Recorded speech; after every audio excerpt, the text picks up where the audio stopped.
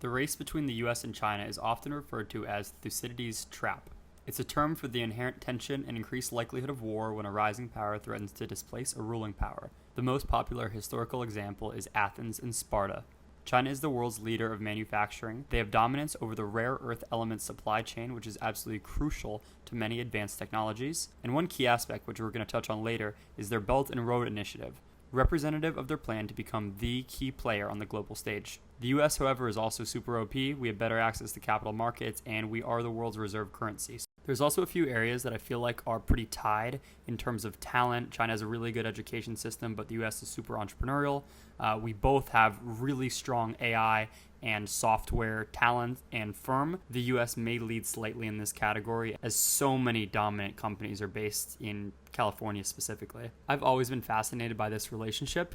They're the two most powerful countries in the world. There are features of both competition, such as trade, technology, key geopolitical areas like the South China Sea and Taiwan, but there's also interdependence, such as global supply chains and markets. Since both of these countries have literally thousands of nuclear weapons, there is a natural deterrence. They also have high economic integration and trade, which may prevent open war, but tensions remain high. Let's go back to that aspect of the Belt and Road Initiative and how China seeks to become the global player by repositioning itself as the center of the world. One key advantage China has is its government in terms of being able to do really long-term planning that the US simply cannot afford to do with its 4-year term limits.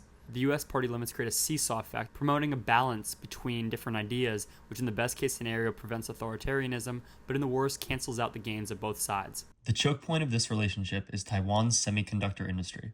Taiwan's semiconductor manufacturing company fabricates 90% of the world's most advanced chips. Every device you can think of runs on these chips. The US worries about the world where China takes Taiwan completely under its own control.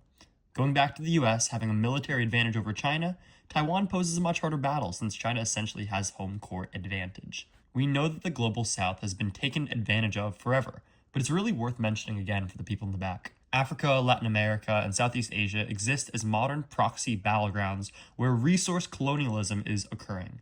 We have seen both the US and China sacrifice the well-being of millions in order to enrich the 0.1 wealthiest percent. In terms of structural fragilities, both have their issues.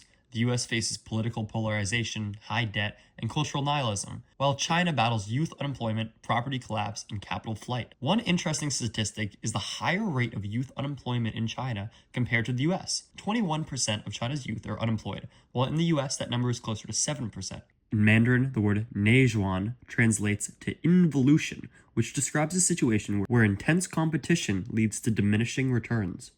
Neizhuan gained prominence during 2020 among China's youth, especially in response to the demanding 996 work culture, 9 a.m. to 9 p.m., 6 days a week. Young professionals and students began using the term to express feelings of being trapped in a cycle of overwork and stress, where increased effort yields little or no additional reward. The US-China trade war began as a dispute over trade imbalances, but exists now as a struggle over technology, supply chains, and national security.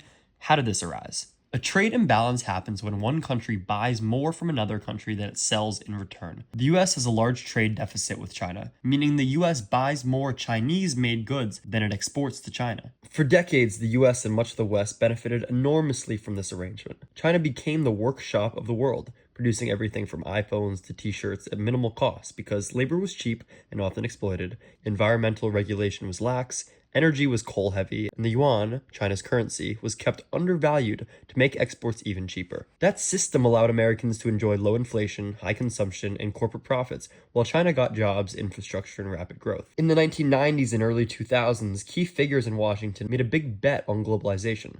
Bill Clinton, George Bush, and Treasury, trade, and economic officials across both parties embraced the belief that free trade equaled peace and prosperity. The logic went, if we integrate China into the global economy, it will become wealthier, more stable, and eventually more democratic, and everyone wins. This culminated in China's entry into the World Trade Organization in 2001, most favored nation status, meaning low tariffs on its exports to the US. Washington knew this would cost US manufacturing jobs, but they didn't care. The problem came when China climbed the value chain, moving from toys and textiles into semiconductors, EVs, and AI. Suddenly, it wasn't just making cheap stuff for Walmart, it was competing directly with US tech and defense industries. That's when we're fine with cheap Chinese goods turned to China is a strategic threat. Now we have a tariff war, which results in a slow, deliberate fragmentation of globalization. Supply chains are being rerouted through Southeast Asia and India, costs are rising, and global markets are being reshaped around political lines rather than economic efficiencies.